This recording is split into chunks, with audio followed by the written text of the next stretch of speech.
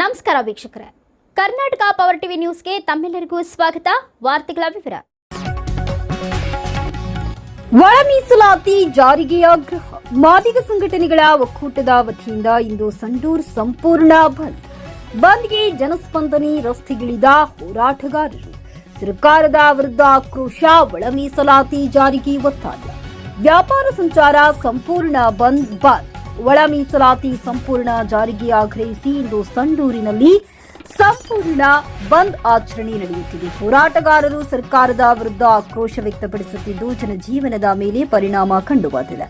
ಹೌದು, ಒಳ ಮೀಸಲಾತಿ ಜಾರಿಗೆ ಆಗ್ರಹಿಸಿ ವಿವಿಧ ಸಂಘಟನೆಗಳು ಕರೆ ನೀಡಿದ ಸಂಡೂರು ಬಂದ್ಗೆ ಉತ್ತಮ ಸ್ಪಂದನೆ ವ್ಯಕ್ತವಾಗಿದೆ. ಬೆಳಗ್ಗೆಯಿಂದಲೇ ಅಂಗಡಿ ಮುಂಗಟ್ಟುಗಳು ಮುಚ್ಚಲ್ಪಟ್ಟಿದ್ದು ರಸ್ತೆ ಸಂಚಾರವು ಬಹುತೇಕ ಸ್ಥಗಿತಗೊಂಡಿದೆ. ಹೋರಾಟಗಾರರು ರಸ್ತೆಗೆ ಇಳಿದು ಪ್ರತಿಭಟನೆ ನಡೆಸುತ್ತಿದ್ದು ಸರ್ಕಾರ ತಕ್ಷಣ ಒಳ ಮೀಸಲಾತಿ ಜಾರಿಗೆ ತರಬೇಕೆಂದು ಒತ್ತಾಯಿಸಿದ್ದಾರೆ. ಇಲ್ಲದಿದ್ದರೆ ಹೋರಾಟವನ್ನ ಮತ್ತಷ್ಟು ತೀವ್ರಗೊಳಿಸುವುದಾಗಿ ಎಚ್ಚರಿಕೆ ನೀಡಿದ್ದಾರೆ. ಒಟ್ಟಿನಲ್ಲಿ ಸಂಡೂರಿನಲ್ಲಿ ಬಂದ್ ಹಿನ್ನೆಲೆಯಲ್ಲಿ ವ್ಯಾಪಾರ ವಹಿವಾಟು ಮತ್ತು ಸಂಚಾರಕ್ಕೆ ತೊಂದರೆ ಉಂಟಾಗಿದ್ದು ಸ್ಥಳದಲ್ಲಿ ಪೊಲೀಸ್ ಬಂದೋಬಸ್ತ್ ಏರ್ಪಡಿಸಲಾಗಿದೆ. ಒಟ್ಟಾರೆ ಮುಂದಿನ ಬೆಳವಣಿಗೆಗಳತ್ತ ಎಲ್ಲರ ಕಣ್ಣು ನೆಟ್ಟಿದೆ. ವರದಿಗಾರರು ಮಹಮ್ಮದ್ ರಫಿ, ಬಳ್ಳಾರಿ ಜಿಲ್ಲೆ. ಮೀಸಲಾತಿ ಪರವಾಗಿ ಹೋರಾಟ ಮಾಡ್ಕೊಂತ ಬಂದೀವಿ. ಆ ಒಳ ಮೀಸಲಾತಿ ಒಂದು ಜಾರಿ ಮಾಡಿಕೊಟ್ಟು ABCD ವರ್ಗೀಕರಣ ಜಾರಿ ಮಾಡಬೇಕಾಗಿ ತಮ್ಮಲ್ಲಿ ಈ ವೇದಿಕೆ ಮುಖಾಂತರ ಹೇಳಕ್ಕೆ ಇಷ್ಟಪಡ್ತೀನಿ.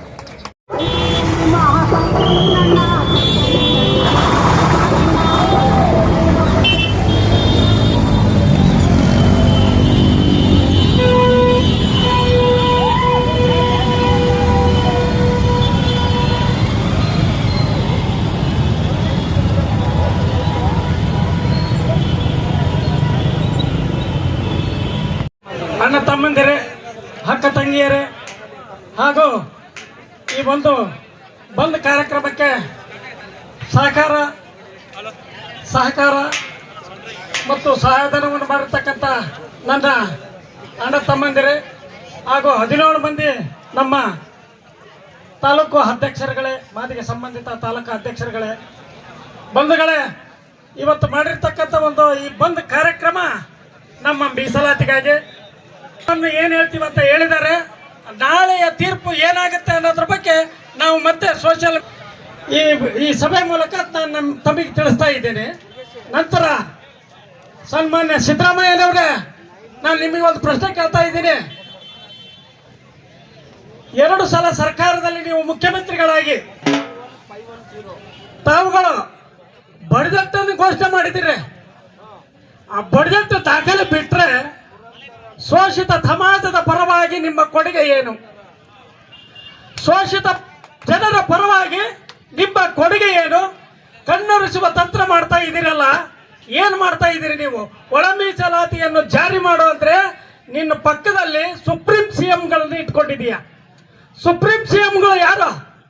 Doctor H. Mahadevappa, doctor G. Parameshwar, Priyank Kharge ಇವ್ರನ್ನೆಲ್ಲ ಇಟ್ಕೊಂಡು ರಾಜಕೀಯ ಮಾಡ್ತೀವಿ. ಮಾದಿಗರ ನಿಮಗೆ ಕಣ್ಣಿಗೆ ಕಾಣ್ತಾ ಇಲ್ವಾ? ಯಾವಾಗ ಒಳ ಮೀಸಲಾತಿ ಕೊಡಬೇಕಂತ ಎಲ್ಲಾ ಜಾತಿಯವರು ಒಳ ಮೀಸಲಾತಿಯನ್ನು ಕೊಡಬೇಕು ಅಂತ ಎಡ ಮತ್ತು ಬಲ ಜಗಳ ಆಡಿ ಈ ರಾಜ್ಯದಲ್ಲಿ ದೊಡ್ಡ ಬೃಹತ್ ಹೋರಾಟವನ್ನು ಮಾಡಿದ್ವಿ. ಯಾವಾಗ ಈ ಒಂದು ಸಮಿತಿಯನ್ನು A.J. ಸದಾಶಿವ ವರದಿ ಏನಿದೆಯಲ್ಲ, ನ್ಯಾಯಮೂರ್ತಿ A.J. ಸದಾಶಿವ ವರದಿ, ಅದು ಅಂಕಿ ಅಂಶ ಸರಿ ಇಲ್ಲ ಅಂದ್ರಿ. ಅದಕ್ಕೆ ಎಷ್ಟು ದುಡ್ಡು ಖರ್ಚಾಯ್ತು? ನಂತರ ನಾಗಮೋಹನ್ ದಾಸ್ ವರದಿ ತುರಾತುರಿಯಲ್ಲಿ 100 ಕೋಟಿ ಖರ್ಚು ಮಾಡಿಬಿಟ್ಟು ಮತ್ತೆ ವರದಿ ಮಾಡಿದ್ರಿ. ಈ ವರದಿ ಅವೈಜ್ಞಾನಿಕ ಇದ್ರಿ, ಅದು ಅವೈಜ್ಞಾನಿಕ ಇದ್ರಿ. ಮತ್ತೆ ನಿಮಗೆ ಸರಿಯಾದ ಯಾವುದು? ನಿಮಗೆ ಸರಿಯಾದ ರೀತಿಯಲ್ಲಿ ಈ ಒಂದು ನ್ಯಾಯಸಮ್ಮತವಾಗಿರ್ತಕ್ಕಂಥ ಕೊಡತಕ್ಕಂಥ ಒಂದು ಇದಿಲ್ಲ. ನಿಮಗೆ ನ್ಯಾಯಮೂರ್ತಿಗಳಾಗಿ ನೇಮಿಸ್ತಕ್ಕಂಥ ಒಂದು ಆಯೋಗಗಳು ನಿಮಗೆ ಉಪಯೋಗಕ್ಕೆ ಬರಲ್ಲ ಅಂದ್ರೆ ಅವರಿಗೆ ಮರ್ಯಾದೆ ಕೊಟ್ಟಂಗಲ್ಲ. ಆ ನ್ಯಾಯಮೂರ್ತಿಗಳಿಗೆ ನೀವು ಅಗೌರವವನ್ನು ತೋರಿಸಿದಂತಾಗ್ತದೆ. ಯಾಕಂದ್ರೆ ಆ ನ್ಯಾಯಮೂರ್ತಿಗಳು ಸತತವಾಗಿ ಶ್ರಮಪಟ್ಟು ರಾತ್ರಿ ಹಗಲು ನಿದ್ದೆ ಇಲ್ಲದೆ ನಿಮಗೆ ವರದಿಯನ್ನು ಕೊಟ್ಟರೆ ಅದನ್ನು ಮೂಲಿಗೆ ಬಿಸಾಕಿ ಇನ್ನೂ ಒಂದು ರೀತಿ ಮಾತಾಡ್ತಾ ಇದ್ದೀರಿ ನೀವು. ಅದೆಲ್ಲ ನಡೆಯಲ್ಲ ಸಿದ್ದರಾಮಯ್ಯನವರೇ. ನೀವು ಒಳ ಮೀಸಲಾತಿ ಜಾರಿ ಮಾಡಲೇಬೇಕು. ಯಾಕಂದ್ರೆ ಸತತವಾಗಿ 35 ವರ್ಷಗಳಿಂದ ಮಾದಿಗ ಸಮಾಜ ಇವತ್ತು ಎಲ್ಲ ಕುಟುಂಬಗಳು ಯಾವ ಏರಿಯಾದಲ್ಲಿದ್ದೇವೆ ಅದೇ ಮನೆಯಲ್ಲಿ ಅವ್ರ ತಾತ ಇದ್ದ, ಅವ್ರ ಮಕ್ಕಳಿದ್ರು, ಅವ್ರ ಮೊಮ್ಮಕ್ಕಳು, ಇವಾಗ ಎಲ್ಲರೂ ಒಂದು ಮನೆಯಲ್ಲಿ 20 ಜನ ಆಗಿದ್ದಾರೆ. ಬದುಕೋದು ಕಷ್ಟ ಆಗಿದೆ. ಅಂತ ಕಷ್ಟ ಪರಿಸ್ಥಿತಿ ಒಳ ಮೀಸಲಾತಿಯನ್ನ ಜಾರಿ ಮಾಡದ ಸಿದ್ದರಾಮಯ್ಯನ ಸರ್ಕಾರಕ್ಕೆ, ಒಳ ಮೀಸಲಾತಿಯನ್ನ ಜಾರಿ ಮಾಡದಿರುವ ಸಿದ್ದರಾಮಯ್ಯ ಸರ್ಕಾರಕ್ಕೆ ಜಾರಿಯಾಗಲಿ, ಜಾರಿಯಾಗಲಿ, ಜಾರಿಯಾಗಲಿ, ಜಾರಿಯಾಗಲಿ. ಅಯ್ಯಯ್ಯೋ, ಅಯ್ಯಯ್ಯೋ, ಅಯ್ಯಯ್ಯೋ, ಅಯ್ಯಯ್ಯೋ. ಬಾಬಾ ಸಾಹೇಬ್ ಅಂಬೇಡ್ಕರ್ ಅವರಿಗೆ, ಬಾಬಾ ಸಾಹೇಬ್ ಅಂಬೇಡ್ಕರ್ ಅವರಿಗೆ, ಸಂಡೂರು ಮಾದಿಗ ಸಮಾಜದ ಒಕ್ಕೂಟಕ್ಕೆ, ಸಂಡೂರು ಮಾದಿಗ ಸಮಾಜದ ಒಕ್ಕೂಟಕ್ಕೆ. ವಿಶೇಷವಾಗಿ ಪೊಲೀಸ್ ಇಲಾಖೆಯವರಿಗೆ ಮನವಿ, ಯಾಕಂದ್ರೆ ನಮ್ಮ ಕಾರ್ಯಕರ್ತರು ಬರ್ತಾ ಇದ್ದಾರೆ, ಅಲ್ಲಲ್ಲಿ ಸ್ವಲ್ಪ ನಮ್ಮ ಡಿಪಾರ್ಟ್ಮೆಂಟ್ನವ್ರು ತಡೀತಾರೆ, ಕರ್ತವ್ಯ ಮಾಡ್ತಾ ಇದ್ರಿ. ಆದ್ರೂ ನಮ್ಮ ಸ್ಟ್ರೈಕಿಗೆ ಹೋಗ್ತಂತ ಯಾರನ್ನಿದ್ರೆ ಅವ್ರನ್ನ ದಯಮಾಡಿ ಅವ್ರನ್ನ ಕಳಿಸ್ಕೊಡ್ಬೇಕಂತೇಳಿ ಈ ಮೂಲಕ ತಮ್ಮಲ್ಲಿ ಮನವಿ ಮಾಡಿಕೊಳ್ತಿದ್ದೇವೆ. ಬಾಬೆ ಕ್ರಾಸ್ ಆಗಿರ್ಬೋದು, ಧರ್ಮಪುರ ಆಗಿರ್ಬೋದು, ನಂದಳಿ ಭಾಗದಾಗ ಆಗಿರ್ಬೋದು, ಈ NMDC ದಿಕ್ಕಿನಲ್ಲಿ ಆಗಿರ್ಬೋದು, ಈ 4 ಭಾಗಗಳಿಂದ ಬರ್ತಾರೆ. ಎಲ್ಲರೂ ನಮ್ಮ ಮಾದಿಗ ಸಮುದಾಯ ಇದ್ದಾರೆ. ಅದಕ್ಕೋಸ್ಕರ ಈ ಹೋರಾಟಕ್ಕೆ ಬರ್ತಾ ಇದ್ದಾರೆ. ಅಲ್ಲಿ ಸುಮಾರು ವೆಹಿಕಲ್ಗಳು ನಿಂತಿದೆ ಬಾಬೆ ಕ್ರಾಸ್ ನಲ್ಲಿ. ಮಾತಾಡಿದೀವಿ, ಬಿಟ್ಟಾರ ಮೇಡಮ್ ಅವರು. ಮೀಸಲಾತಿ ಜಾರಿ ಮಾಡಿ, ಇಲ್ಲವೇ ಜಾರಿ ಮಾಡಿ. ಒಳ ಮೀಸಲಾತಿ ವಿರೋಧಿ HC ಮಾದಪ್ಪ ಅವರಿಗೆ, ಒಳ ಮೀಸಲಾತಿ ವಿರೋಧಿ HC ಮಾದಪ್ಪನವರಿಗೆ, ಒಳ ಮೀಸಲಾತಿ ವಿರೋಧಿ HC ಮಾದಪ್ಪನವರಿಗೆ. ಒಳ ಮೀಸಲಾತಿ ಇಲ್ಲದೆ 56,432 ಉದ್ಯೋಗ ನೇಮಕಾತಿ ಹೊರಡಿಸಿರುವ ದಿನಾಂಕ 27/2/2026 ಸುತ್ತೋಲೆಯನ್ನು ಕೂಡಲೇ ಹಿಂಪಡೆಯಬೇಕು. ಹಾಗೂ ಒಳ ಮೀಸಲಾತಿ ಅಳವಡಿಸಿ 15% ಮೀಸಲಾತಿಯಲ್ಲಿ ಉದ್ಯೋಗ ನೇಮಕಾತಿ ಮಾಡಲಿ. 2ನೇದು, ವಿಶ್ವವಿದ್ಯಾಲಯವನ್ನು ಒಂದು ಘಟಕವನ್ನಾಗಿಸಿ ಉದ್ಯೋಗ ನೇಮಕಾತಿ ಮಾಡುವ ಪ್ರಯತ್ನವನ್ನು ಕೈಬಿಡಬೇಕು. 3ನೇದು, ಅಲೆಮಾರಿ ಸಮುದಾಯಗಳಿಗೆ 1% ಪ್ರತ್ಯೇಕ ಮೀಸಲಾತಿಯನ್ನು ನೀಡಲಿ. 4ನೇದು, ಪರಿಶಿಷ್ಟ ಜಾತಿಗೆ 17% ಮತ್ತು ಪರಿಶಿಷ್ಟ ವರ್ಗಕ್ಕೆ 7% ಒಟ್ಟು 56 ಮೀಸಲಾತಿಯನ್ನು ಸಂವಿಧಾನದ 9ನೇ ಅನುಸೂಚಿಯಲ್ಲಿ ಸೇರಿಸಿ ಮೀಸಲಾತಿ ಹೆಚ್ಚಿಸಬೇಕು. ಮತ್ತು ಕೊನೆಯದು, ಉದ್ಯೋಗ ನೇಮಕಾತಿ, ನೇರ ನೇಮಕಾತಿ, ಬ್ಯಾಕ್ಲಾಗ್, ಬಡ್ತಿ, ಮುಂಬಡ್ತಿ, ಒಳಗುತ್ತಿಗೆ, SC ST TSP ಸೌಲಭ್ಯ ಎಲ್ಲ ಹಂತಗಳಲ್ಲಿ ಸಂಪೂರ್ಣವಾಗಿ ಒಳ ಮೀಸಲಾತಿಯನ್ನು ಕಲ್ಪಿಸಬೇಕು. ಧನ್ಯವಾದಗಳೊಂದಿಗೆ ಇಂತೆ ತಮ್ಮ ವಿಶ್ವಾಸಿ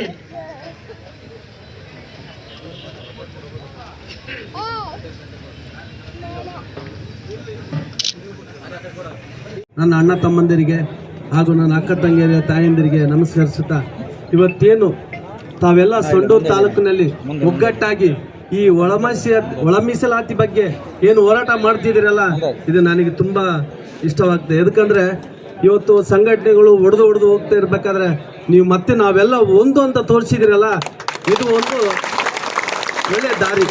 ಬರೀ ಇದೊಂದೇ ಸಂಘಟನೆಗಲ್ಲ, ಎಲ್ಲ ಸಂಘಟನೆಗಳಿಗೂ. ಯಾಕಪ್ಪ ಅಂದ್ರೆ ನಾವು ಸಂಘಟನೆ ಮಾಡೋದು ನಮ್ಮ ಜನಗಳಿಗೋಸ್ಕರ. ನಾವು ಯಾವುದು ಈಗ ಮೀಸಲಾತಿ ಬಗ್ಗೆ, ಇವತ್ತು ಮೀಸಲಾತಿ ಬಗ್ಗೆ ಯಾಕೆ ನೀವು ಇಷ್ಟೆಲ್ಲ ಬಂದು ಜನ ಸೇರಿದ್ರೆ ಇಲ್ಲಿ ಎಲ್ಲೋ ನಮಗೆ ಅನ್ಯಾಯ ಆಗ್ತಿದ್ದಾನೆ. ಯಾಕಂದ್ರೆ ನಮ್ಮ ಸ್ವಾತಂತ್ರ್ಯ ಬಂದ ದಿನದಿಂದನೂ ತಾವು ಶೋಷಣೆಗೆ ಹೋಗೋದು ಎಲ್ಲರಿಗೂ ಗೊತ್ತು. ಇವತ್ತು ಎಷ್ಟು ವರ್ಷ ಆಯ್ತಪ್ಪ ಸ್ವಾತಂತ್ರ್ಯ ಬಂದು? ನಮಗೆ 75 ವರ್ಷ ಆದ್ರೂ ನಾವಿನ್ನ ಶೋಷಣೆಗೆ ಒಳಗಾಗಿದ್ದೀವಿ. ನಾವು ಹಲವಾರು ಬಾರಿ ಕೆಲವೊಂದು ಹಳ್ಳಿಗಳಿಗೆ ಈಗ ನೋಡ್ತಾ ಇದ್ದೀವಿ, ಅಲ್ಲಿ ಕುತ್ಕೋಬಾರ್ದು. ಮೊನ್ನೆ ರೀಸೆಂಟ್ ಆಗಿ ಇಲ್ಲಿ ಕುರುಗೋಡ್ ಹತ್ರ ಒಂದು ಇನ್ಸಿಡೆಂಟ್ ನಡೀತು. ಇನ್ನು ನಾವು ಯಾವ ಶತಮಾನದಲ್ಲಿ ಇದ್ದೀವಿ ನಾವಿನ್ನ?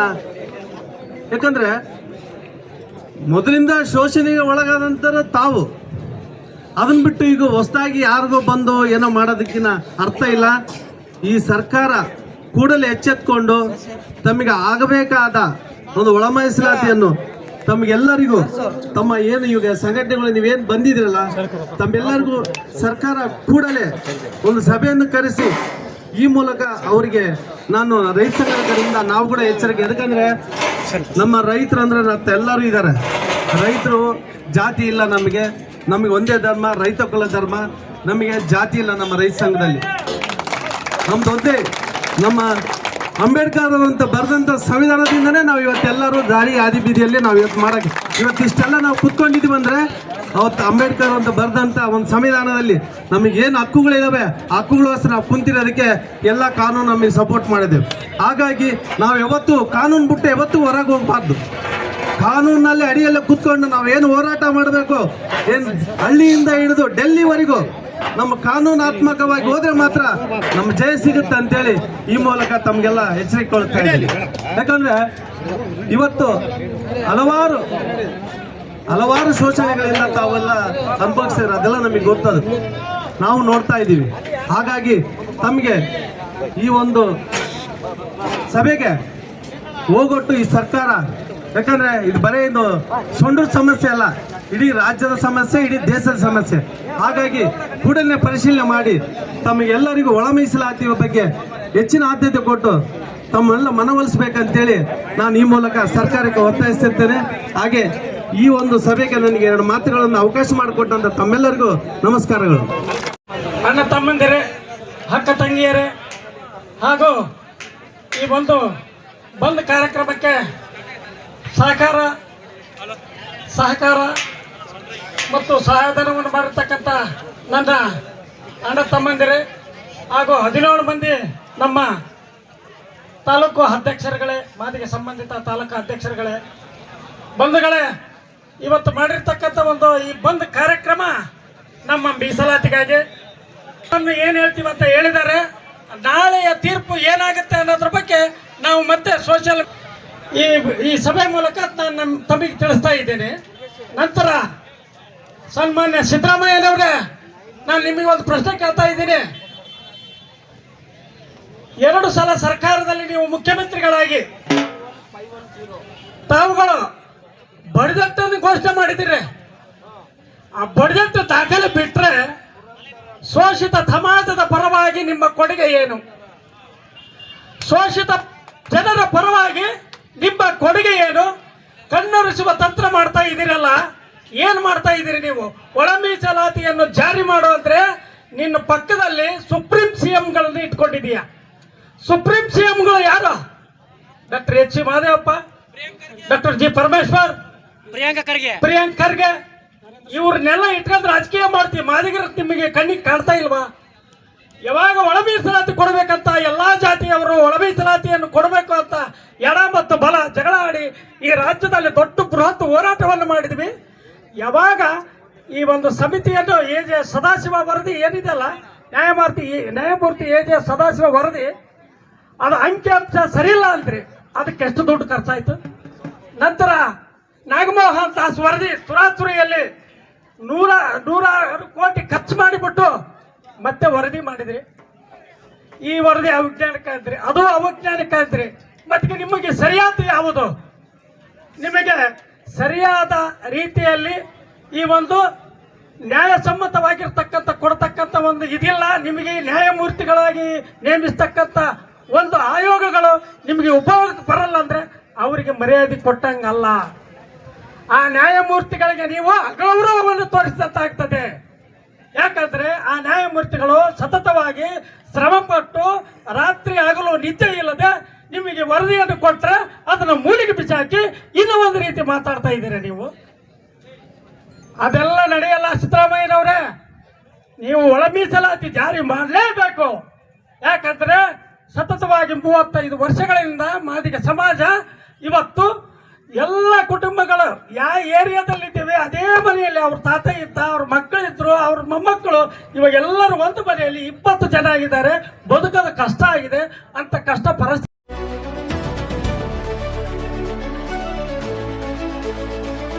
ನೈಜ ಸುದ್ದಿಗಾಗಿ ನಿರಂತರವಾಗಿ ನೋಡ್ತಾ ಇರಿ ಕರ್ನಾಟಕ ಪವರ್ ಟಿವಿ ನ್ಯೂಸ್. ನೀವು ಇನ್ನ ನಮ್ಮ ಚಾನೆಲ್ ಸಬ್ಸ್ಕ್ರೈಬ್ ಮಾಡಿಲ್ಲ ಅಂದ್ರೆ ಕೂಡಲೇ ಸಬ್ಸ್ಕ್ರೈಬ್ ಮಾಡಿ, ಲೈಕ್ ಮಾಡಿ, ಕಮೆಂಟ್ ಮಾಡಿ ಮತ್ತು ಶೇರ್ ಮಾಡಿ.